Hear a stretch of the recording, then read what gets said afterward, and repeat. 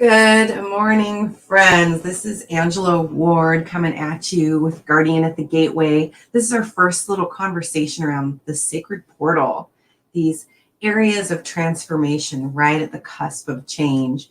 And I'm super excited to have this conversation today with Julia Hollenburg, who I will bring on screen in just a moment. If you're watching live, please leave a comment, give us hearts, likes. Feel free to ask questions, which we will answer at some point during the conversation. And if you're watching a replay, please put replay in the comments. We'd love to hear from you. So I'm going to bring Julia on. Hello. Good morning, Julia. Hi. Hi. Nice to see you. To see you too. So I just want to share with people that we have been working together for a couple months now inside the Full Spectrum Vitality Collective. And the more I get to know you, the more I'm just amazed by the work that you're doing in the world. And I think it's really important to have a conversation around our bodies, our relationships to food, and how we can really get conflicted and confused by that. And I'm really, really interested in knowing more about what you do. So maybe first you could just introduce yourself, give me your actual title and what you title to be, go from there. Yeah. Yes. Well, as Angela said, so my name is Julia Hollenburg, and I have a private practice here in Seattle and online. And I'm a registered dietitian by training. And, what I primarily do is help people to heal their relationship to food and body. So in that, I call myself a food and body therapist, because while I do absolutely bring nutrition into the sort of like intellectual knowledge that we think a nutritionist might do, I definitely do that, but I'm really going a lot deeper and helping people to explore how they're thinking and feeling in their relationship to food and body. What are some of the most common things what would be the inroad, the gateway where people first come to you, and then what's like the underlying roots would you see? People. The gateway through which people usually come is feeling a sense of desperation, that they have been on the roller coaster of dieting for sometimes decades, right? For most people, years, and for some people, decades. They have been chronically dieting in this pursuit of losing weight or shrinking or shaping their body in some way, going through cycles of restrictive eating. There are plenty of fad diets out there to attach to in some form of restrictive eating. Many people have experienced weight loss and weight gain, just many cycles of this. And with each cycle, they feel more and more defeated, more and more desperate. It erodes their sense of self-confidence and self-efficacy. And so it's usually at this point that they think, oh my gosh, I will try anything. And so they're willing to then enter into this stage where we're really looking at relationship to food and body, and trying this new thing called intuitive eating. Right? It's the anti-diet approach. So that's the doorway through which most people are coming. I love it. And so it makes me feel really tender to hear that, because of course I think everybody I know has struggled with this in some direction, some way in their life. And I definitely can see how people get really hooked into like, well, this will be the thing. This will be if only I do really restrictive this way, or if I only do keto, or if I only do and if I work out 800 days a week, I really recognize how people become super disengaged from their bodies in a way, and really combative with it, I can imagine. Yeah. So what would you say? Well, I imagine they come to you very vulnerable and ready to make some change. How do you hold people through that really tender experience? And what's kind of some of the keys? You mentioned intuitive eating, but can you say a little bit more about that too? Yeah, absolutely. And I would actually love to go back. Can we pin that question? Because I want to share much more about that, but I think it'll resonate a little more if I can share about sort of where I've come from personally. Okay. So I grew up in a household with a mother who was chronically dieting. Mm-hmm. And so as this, tender 10-year-old, 12-year-old, 14-year-old, I was witnessing what was happening for my mom in her struggle with her body image and her weight. And, she would cook a meal for us. She's a wonderful cook. And then she would cook a different meal for herself. Wow. According to what diet she was on. Mm. And she never really talked about it, but kids are perceptive and they pick up on these things. We also had, and I also want to say that my parents are wonderful people, and I love my parents. My mom is amazing, and we learn things from our parents, at this young age. So we also had this thing in my household that was no sweets days. And I get this was an effort of my parents to teach us about nutrition, to moderate the amount of sugar that we were eating. But what happened is we were allowed to have sugar on sweet things on 4 days of the week, specific days, and then on 3 days of the week, it was not allowed. And what ended up happening for me is I started sneaking sweet foods. Ooh. I would go into the pantry and there was always boxes of, Little Debbie cakes. I don't know if any of you know about Little Debbie cakes who might be listening, but I grew up in the Midwest. Friend that called them sweet bitches. Sweet bitches, yeah. So we always had oatmeal cream pies, we had nutty bars, like all those things. And on no sweets days, I would go there and I would sneak them and take them back to my room and eat them. Mm.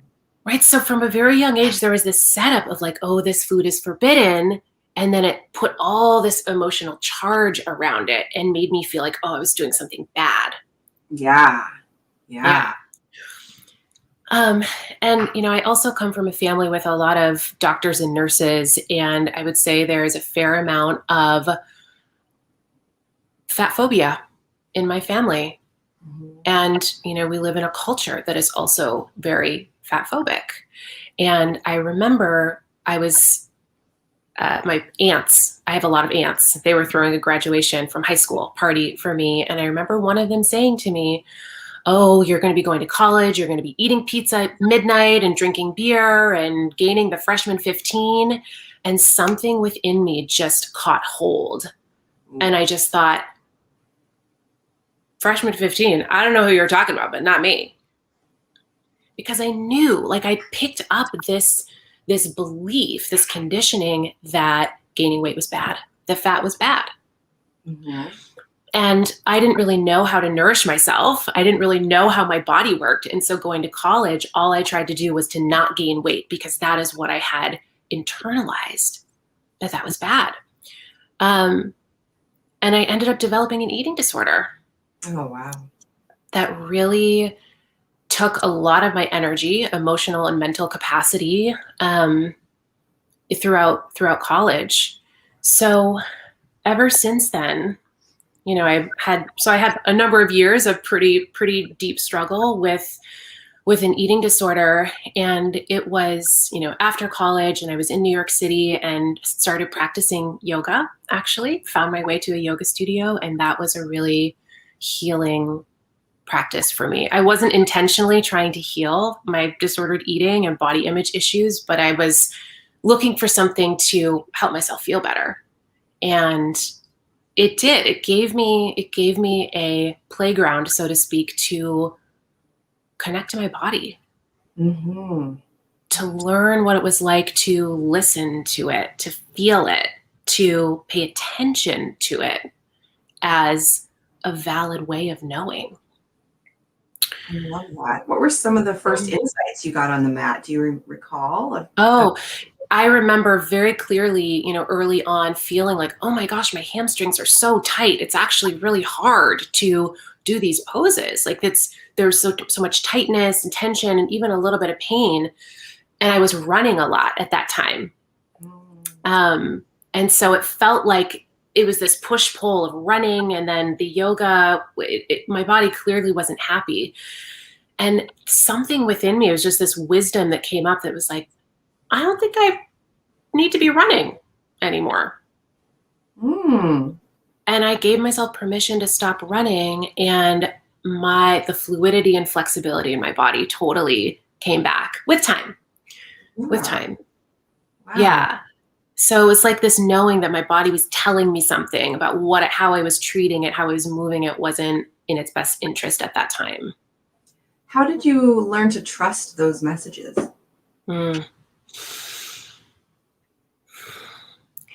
That's not an easy answer. And I think that in a lot of ways it's been a journey over the last 12 years of learning to trust those signals. And the journey continues, so it's not an easy answer. However, I do think that there is a big part of presence that allows us to do that. Right? So when we are in our mind that wants to be in the future and have a lot of fears and worry about the future, right? Or regret about the past, or criticizing ourselves, or being in the story about, our past selves, it takes us away from the present moment. And, when we can cultivate skills in being in the present moment, listening to breath, feeling the stretch in the hamstrings, we can start to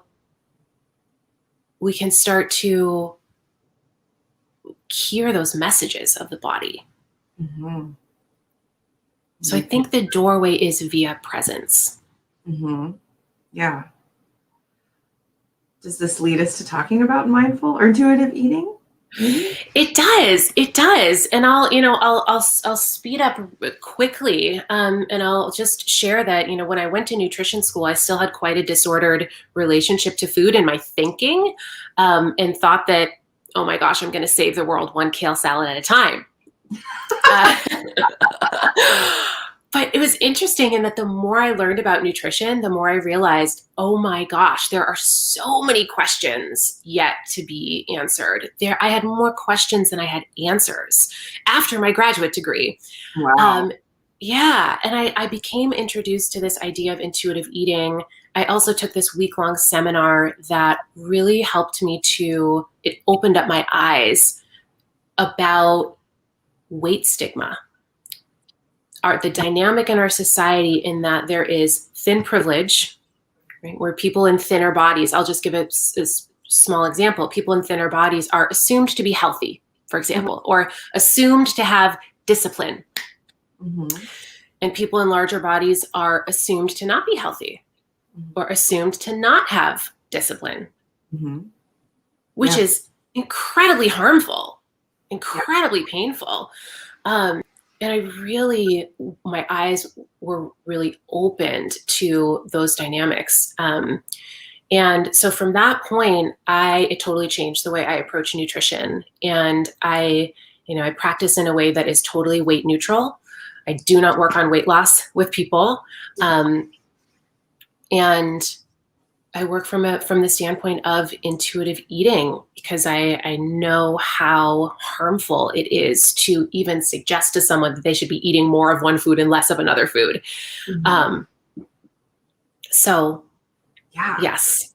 Well, I feel like part of the reason that I wanted to have this conversation with you is because of my experiences, however limited, around, I guess, what it ultimately would be called intuitive eating to a degree. Mm-hmm.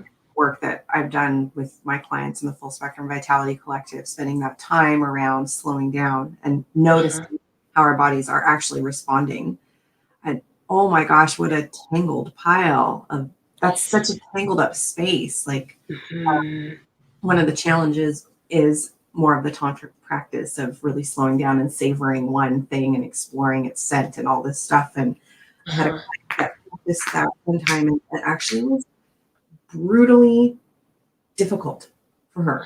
She was actually surprisingly upset about how it made her body actually feel like it opened up this can of worms of how eating had kind of just been this like distracted stuffing in, actually wasn't making her feel good at all, and kind of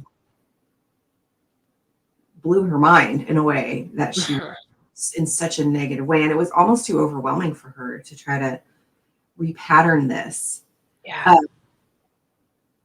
And it just kind of, it surprises me how deep this goes for so many people. Yes. I mean, I think that I too love the practices of slowing down, and I think we can get so much there. It's possible that we can get so much enjoyment from the taste of food and the sensory experience. But you're right, it is very complex for a lot of people. A client that's coming to mind, she has a very ingrained pattern of just really speeding through her meals, and it is really painful to slow down. And as we were unpacking this, she shared with me that it feels like, if she slows down, she's acknowledging that she's eating, and eating is bad. Any experience of eating she's internalized is doing the wrong thing because it's associated with leading to weight gain. Right? And she learned from a very young age that in order to be successful in the world, right, in order to survive in the world, she needed to find a partner. And she would only find a partner if she was thin and pretty. So it goes so deep that like just acknowledging eating is like such a source of guilt and shame. Yeah. Oh, it makes me so sad. Sad because it's really broken. That's a really broken way of relating to real gift and essential part of how we function. One question specifically that I wanted to ask you that I think is kind of a big can of worms also is like, what have you discovered in your time doing this work about the interplay of food and movement and thought patterns and how these all contribute to disordered thinking? And I do think we're touching on it, but I'd love to hear a little bit more. Specifically around the thinking piece. I think was a great example. Yeah. Well, I do think it stems from this early experience, like having an early experience in life of my body is not okay as it is. Or maybe even a step further, I am not okay as I am. Yep. And so then this sets off a cascade of intentional pursuit to change, to fix or change one's body in order to be good, in order to be okay. And so from that seed of conditioning, right, the way that we're conditioned by the culture, by our families, whatever it might be, sets off this really sort of distorted way of thinking about nourishment, right? It actually becomes a pursuit of deprivation. And that becomes wired in the brain as good. For example, right, from this seed of my body is not okay, I am not okay, I must do something to fix it so that I can feel okay, so I can feel loved and accepted. In restrictive eating of any kind, right? If we just think about the basic of eating fewer calories, the body responds fairly quickly in that it gets really hungry. So our body knows all the time. Our body always wants to bring us toward wholeness, toward homeostasis, toward balance. Right? But the wires get crossed in our thinking, in our brain, to think that, oh, hunger is good. Extreme hunger is good. That means I'm doing it right. And it even becomes this sort of association with virtue and self-discipline. Yes. And we start to have this feeling of mind over body, mind over sort of dominating the body. And the voice of the body just gets beaten down. The wisdom of the body gets buried and buried and buried. so that it becomes harder and harder to tap in and feel and sense what the voice of the body is and what the body is saying and needing. Yeah. How do you begin to untangle this with your clients?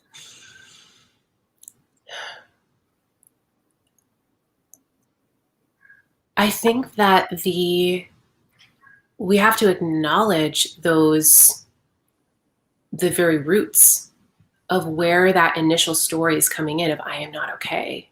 Mm-hmm. And, you know, we also have to consider this cultural piece, right? So I don't think that we, from my perspective,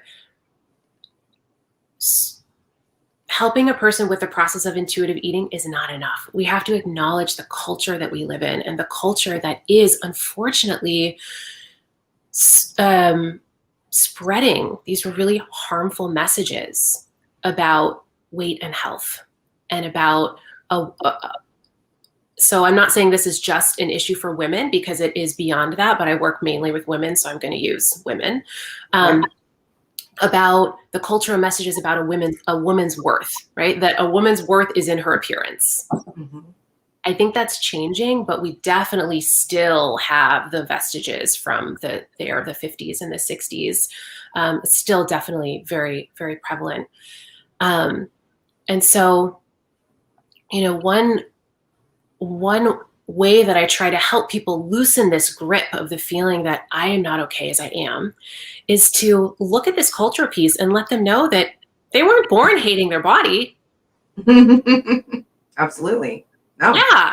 It was learned. It was a story. It was like a virus that was downloaded into their brain and their body that just hijacked their internal regulation, their sense of body trust, and just broke that connection of body trust.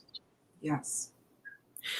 And sometimes it can be helpful to just externalize it, to be like, oh, it's this thing that sort of became downloaded into me and it feels true. It feels like truth. Mm-hmm. Mm-hmm. But then we can start to kind of have a degree of separation and untangle from these harmful diet culture messages. Mm-hmm. Yeah. So I think that's the beginning. And then I like to teach people about their body. Just let them know how their body actually works, how their metabolism works. You know, what happens when our bodies don't get enough food? Yeah, right. That's a surprising one. Mm-hmm. Really surprising. I had an experience, I don't know, maybe a year and a half ago, and I went and did one of those in scan body scan things because, you know, I hadn't quite realized how many calories I actually needed for my muscle, just my resting metabolic rate. And I thought it was, you know, everything says, oh, you need this amount of calories. And the person I was working with at the time said, you might actually need more than that. Because it's always amazing to me how capable our bodies are at managing anyway. You know? Absolutely. Absolutely. My body's like, that's okay. We're going to keep going. Or just to keep going to whatever degree, you know? Our bodies are brilliant at survival. Yeah. Yeah. Well, would you share a little, you know, maybe a little download that some of our few viewers might be helpful for them to understand about our bodies and our metabolism? Absolutely. Absolutely. I think, you know, one thing to understand is just, you know, your point, Angela, that our bodies are brilliant at surviving and they adapt. They adapt to the conditions that we give it. But if we're giving it suboptimal conditions, meaning not enough fuel, the systems are going to be compromised. So one thing that happens when we don't eat enough food is that our metabolism just slows down. It's like our entire body goes into power saver mode. You know, when your phone's in 20%, it says 20% battery. Would you like to go into power saver mode? And you click yes. And then it adjusts all these systems to help save energy. Our bodies do that too. And our bodies do that by decreasing our fertility, by maybe our immune system isn't firing on all cylinders. Maybe we feel tired. We feel low motivation to exercise because, of course, when you're not getting enough food, the last thing your body wants to do is exercise. Mm-hmm. How does this contribute to thoughts? Do you? I know being hangry is a thing for real. Totally, absolutely. Hangry is definitely a very strong hunger signal. But even more, like when your body doesn't get enough food, when it's in a state of deprivation, our obsessive thinking increases. Oh, wow. And around food specifically, but because our body really wants to point us toward food. It really wants us to get focused on food. So we can have more obsessive thinking about food or intense cravings. Mm. And a lot of people are interpreting these cravings as a moral failing. Like, oh my gosh, I have such weak willpower that I'm craving chocolate or that I'm craving French fries. But let me tell you, when your body is in a deprived state and it's not getting enough food, of course it wants the French fries. Yeah. It wants like the highest density calorie food that it can get. Mm-hmm. Yeah, that makes a lot of sense. They're biological adaptations. It's not a failure of willpower. That's so helpful to hear. I think so many people think they're just not disciplined. Mm-hmm. Could you speak to, however, there is also this place around binging. There's certainly been times in my life where I'm just like, fuck it, I'm eating anything I can get my hands on at this point. How is that driven, not driven? Is that driven by more metabolism or hunger cues, or is that more just disordered thinking? Or there is a kind of willpower thing going on there a little bit too. Mm-hmm. Can you speak to that a bit? Yeah. And so I'll share just personally a little bit and then a little bit more globally. So, in the height of my eating disorder, I really struggled with binging, and unfortunately I didn't have a good dietitian or therapist to help me through that time. And what I interpreted was, okay, I thought it was, I thought the binging was the problem. I thought that felt so scary, and I felt like the binging was the problem. But the more I've learned about eating disorders, when I look back on my experience, what I realized was that the problem was restriction. The fact that before I started binging, I had a full year of pretty intense restriction and my body had lost weight. And so, then it sort of turned into this cascade of binging, and it just felt awful. Oh my gosh, it feels terrible emotionally and physically, and really scary. So, I think when a person is struggling with binging, we always have to look at, where's the deprivation? Where is the deprivation happening? Right? So if a person is doing intermittent fasting, for example, right, where they're not eating all day and then they're feeling this urge to binge at night, right? Or they're just maybe a lunch skipper or a breakfast skipper and are finding that they're, binging on, takeout and ice cream at night. The thing is to not address what's happening at night, but rather to address what's happening earlier in the day, right? To try to smooth out the eating patterns to really support metabolism instead of fighting against it. Yeah. So that's one way, but we can also have a sense of deprivation when we think about foods as good and bad. So carbs is a perfect example. The carbs are the villainized nutrient du jour. And so, our body runs on carbohydrates. Our brain runs on carbohydrates. And so when a person forces themselves to eat eggs and cheese for breakfast and a salad with chicken and dressing for lunch, you better believe that, number one, their brain's going to be starving for carbohydrates by the time they get to nighttime, but also, pasta and bread are really yummy. And when we restrict ourselves from eating carbohydrates, there is this tension that builds up. It's like, oh, I want the bread, but I shouldn't. Oh, but it looks so good, but I can't. Ooh, and then we get to this moment where we can't. All the bread. Ah. Yes. Yes. Something stressful might happen, or we're feeling emotional, and then it's like, I'm eating all the bread. Yes. But my question is, what if we made bread like allowed? What if bread was just allowed every day? I don't know, man. What people would get fat? Isn't that what would happen? And the world would probably catch on fire and everything would be terrible. I think that's the fear. Yeah. I think that's the fear. Right? But our bodies know how to digest and handle bread.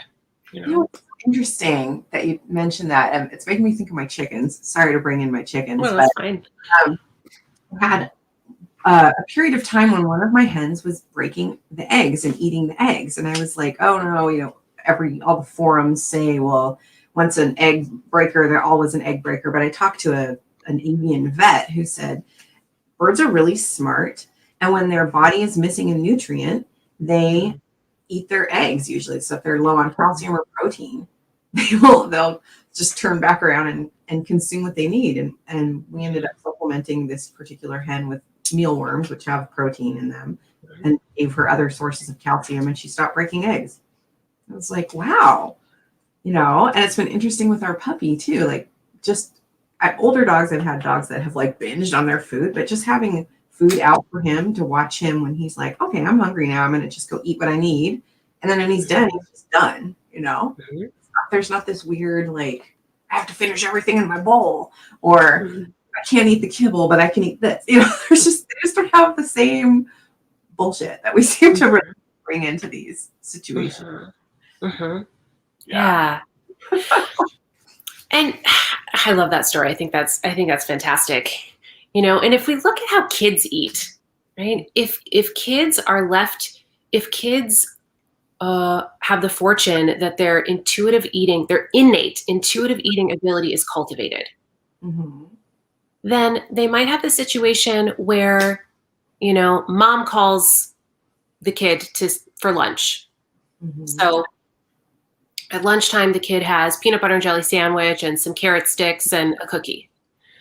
And so he might sit at the table and eat, and,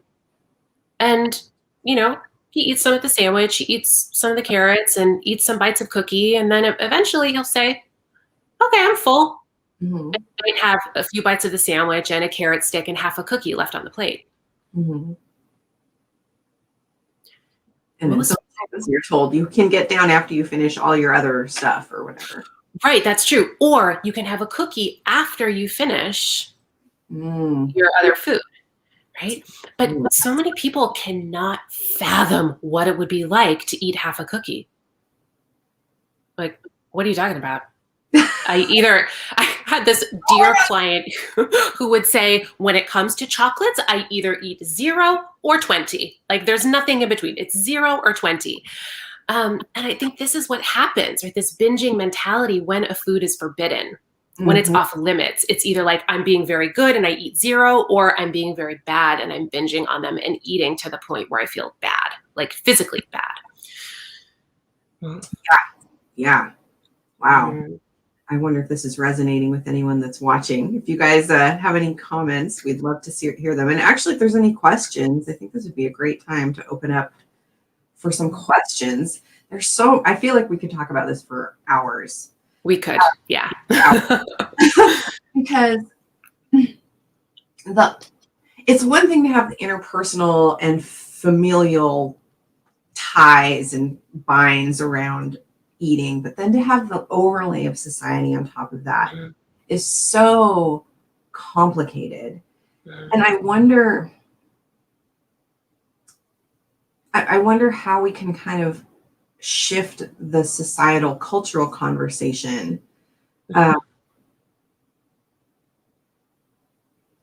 Do you have any thoughts about that? I mean, how do you even, it seems like you're doing it innately in your work, but how do we do that on a broader scale? Yeah. So there's a woman who I really admire. Her name is Kelly Deals, and she is a feminist copywriter. And her tagline is, "We are the culture makers." And I just love that. I love that because we are a part of culture. We can be a part of shaping shaping society. So, I think in small ways, for example, I've had clients who have written letters to clothing retailers that are quite, fashion notoriously has weight stigma baked in, right? That they only provide a very narrow range of sizes. And we come to think that is normal, but it excludes a whole group of people who need larger size clothing. So I've had clients who've written letters to those clothing retailers, and then we vote with our dollars, right? So there are clothing retailers that are more inclusive in their sizing. We can also, just in the way that we relate to ourselves and the way that we view ourselves, so can have a positive ripple effect. So for example, for so many people who struggle with really being focused on appearance, it's a very outside in orientation, and we forget the inside out orientation. We forget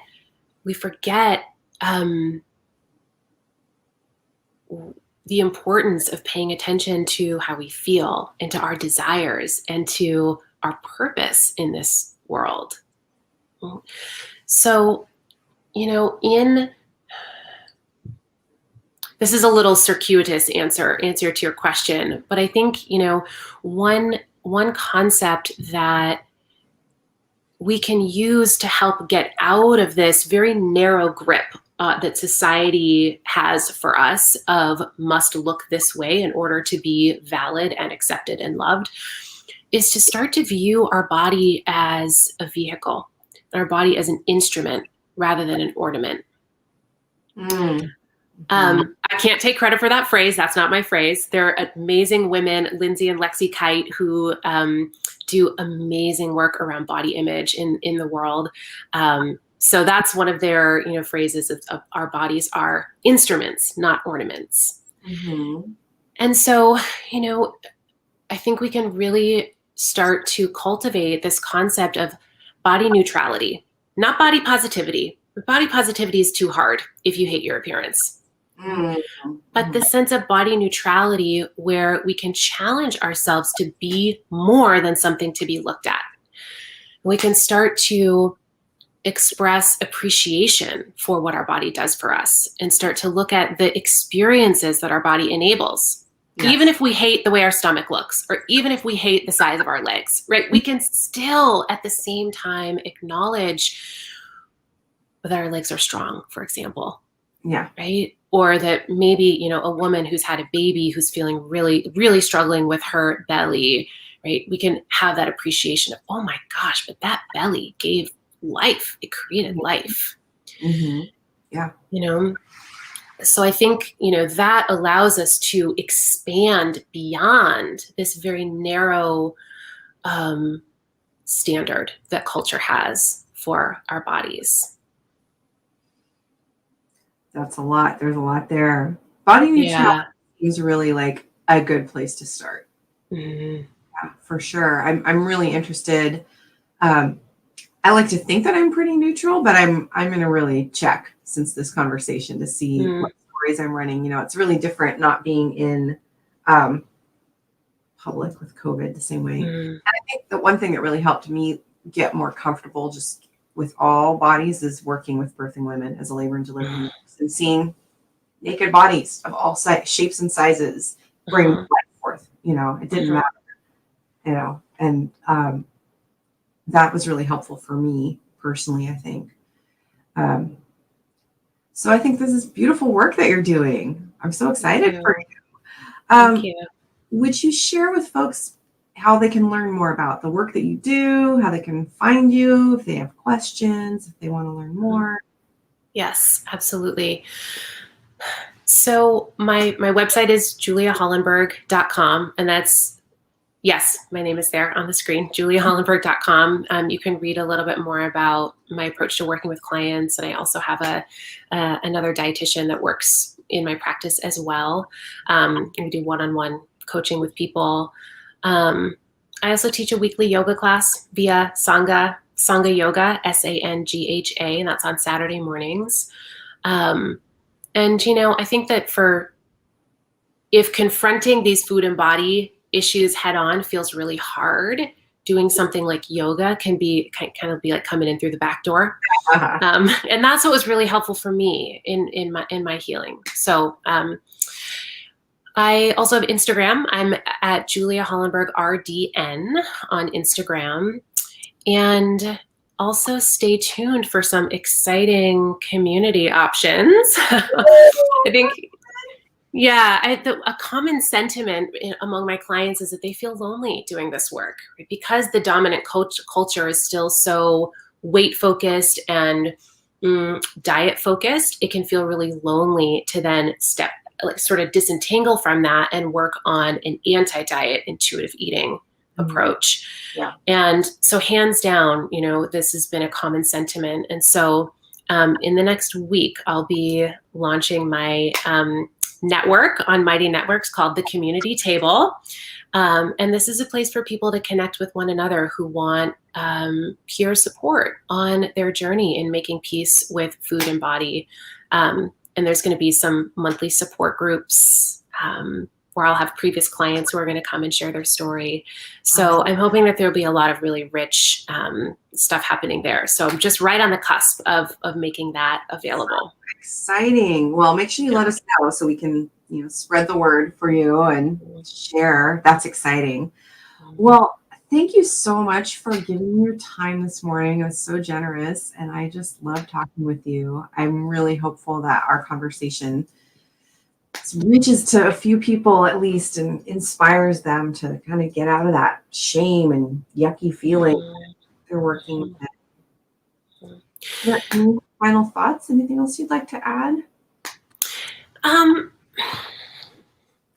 I think that I would like to add something as we're closing here, that I think that, Angela, the work that you're doing with people, and my work with people is in sort of one facet of the work that you do with people, and really going deep into that facet. But I think what you and I have in common is that, in a way, right, is that we're helping people to expand their mind and look through a different perspective, right? And I think in this, food and body healing, expanding our mind, expanding our consciousness is a really important part of it. To begin to see ourselves as a vessel and see ourselves as interconnected to the whole.